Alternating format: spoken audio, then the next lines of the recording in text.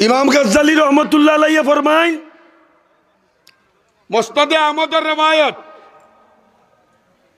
বেটারে বান্দিয়া ফিরিস্তা ওগলে লইয়া যাইরা কি দুজখ তানিয়া হেসরিয়া যাওয়ার সময় দেখো দেখ মৌলানা সাহেব গাড়াইতেছই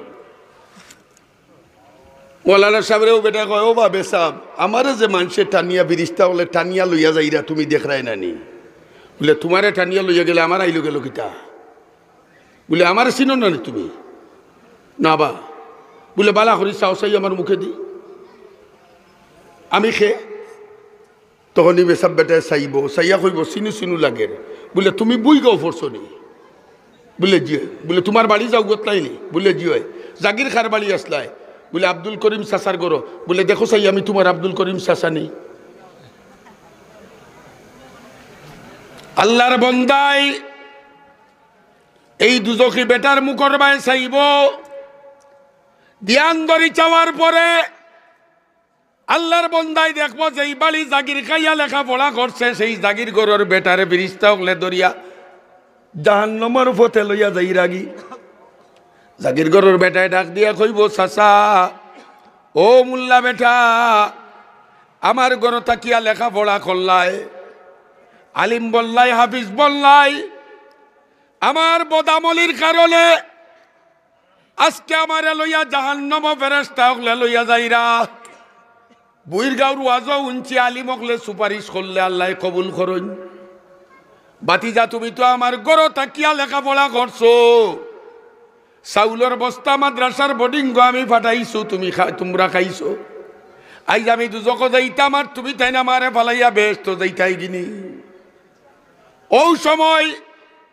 এই আলিমে আল্লাহর কাছে ফরিয়াদ জানাইবা ও পরওয়ারদিগার তোমার বন্দার সাহায্য না পাইলে তো আমরা লেখাপড়া করতাম পারতাম না তোমার বন্দায় চাউলের বস্তা না পাঠাইলে তো আমরা বোর্ডিং খাইতাম পারতাম না তোমার বন্দায় যদি মহব্বত করতো না আমরা মা বাপ ছাড়িয়া ইয়া বিদেশ বাড়ি থাকতাম পারতাম না ও আল্লাহ তোমার বন্দায় অতখান মায়া আমরা করছে আজ তার সহযোগিতায় আলিম হইয়া ব্যস্ত যাইতাম আর তোমার বন্দা দুজখ যাইতো আল্লাহ কান সহ্য করতাম পারিয়ার না আল্লাহ তোমার কুদরতর ফয়সালারে তুমি উল্টাও হয় আমারে আমার জাগির ঘরের বেটা লগে দুজখ দেও আর নাই জাগির ঘরের বেটারে মাফ করিয়া তুমি আমার লগে ব্যস্ত দেও পরওয়ারদিগারে আলমে ডাক দিয়া কইবারে বন্দা আমার রহমতর ফয়সালারে আমি কোনোদিন উল্টাই না ও বন্দা তুমি যদি সুপারিশ করো তোমার জাগির ঘরের বেটা লাগি আমি আল্লাহ তোমারে সুপারিশের অনুমতি দিব ভাই অকল দুস্থ কল বুজুর্গ কল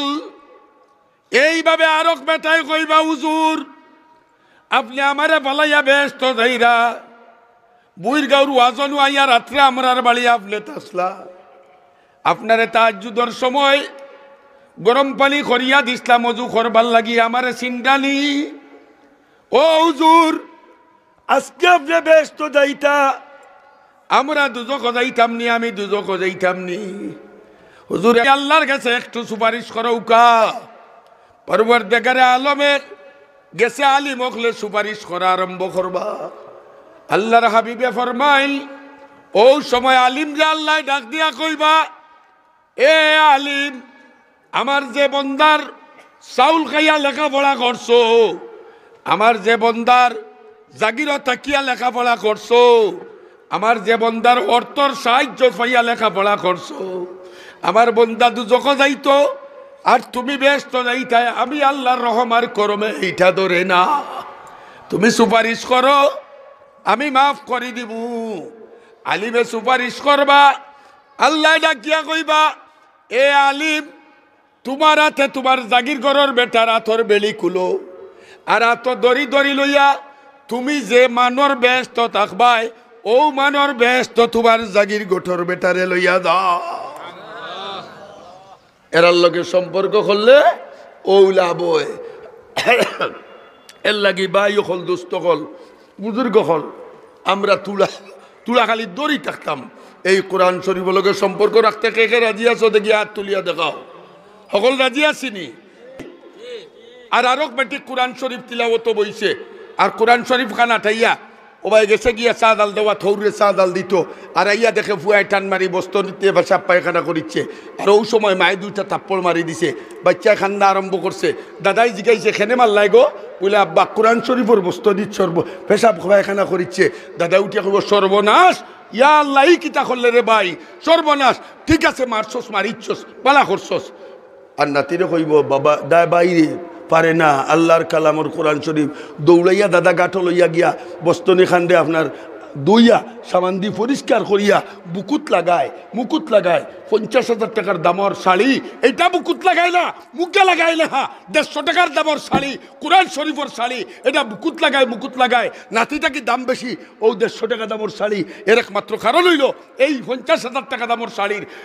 সম্পর্ক আছিল ফুয়ার বউ লগে আর 150 টাকা দামর শাড়ির সম্পর্ক আছিল